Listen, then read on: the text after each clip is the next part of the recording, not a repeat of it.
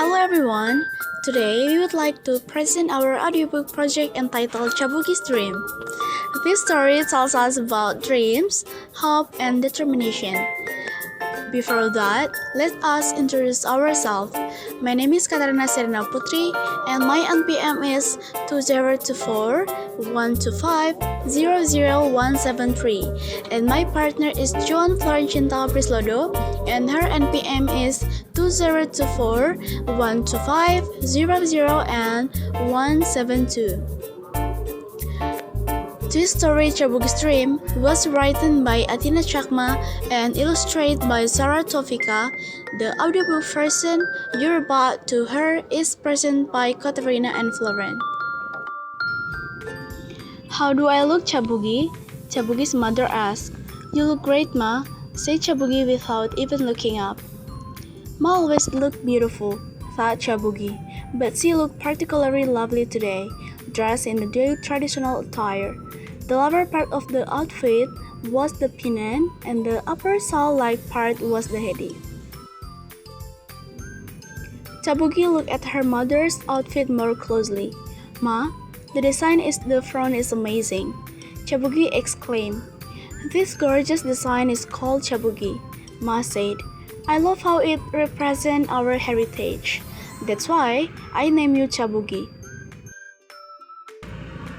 Chabugi's ancestors had come from the hills, but she was born in the city. She had never seen hills before. She couldn't wait for her exams at the end so she could visit the hills with her family. Every year, at the end of her exams, her parents would take her someplace nearby for a trip. This time, they planned to visit the village in the Sitagong Hills tracks where her parents had grew up. Finally, her exams were done. Chabugi and her family packed their car and left for the village. When they arrived, Chabugi saw wildflowers blooming along the village path. She also noticed a small stream cutting through the hills. As she walked by, Chabugi saw pennants and haddies beautifully arranged in the shop. The vibrant colors and intricate designs were fast for the eyes. Her grandfather's house was the top of the hill, with only two other homes nearby. When she saw Aju, as Chabugi called her grandfather, she jumped into her arms. Suddenly, something caught Chabugi's eye. Aju, what is that? She asked. This is backstrom bloom, said Aju. It's called a bean. This was the first time Chabugi saw a bean. The next day, Chabugi was up bright and early. Her grandmother made various types of pitas for her. Chabugi had never tasted such delicious foods before.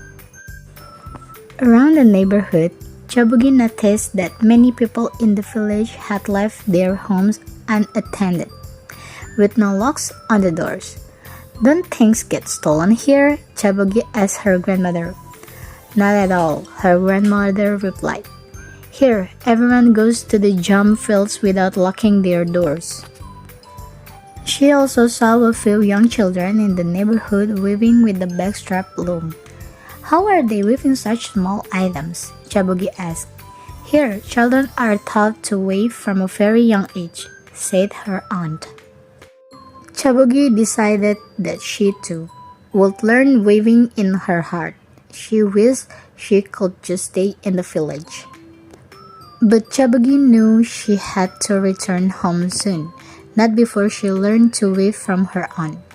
Though, Kaki, Chabugi's aunt, explained what materials were needed for making the bean, including the threads.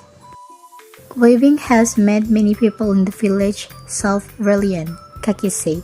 I'm sure that one day this weaving craft will spread worldwide. Though she lived far away, Chabugi knew her heart would forever remain in the hills.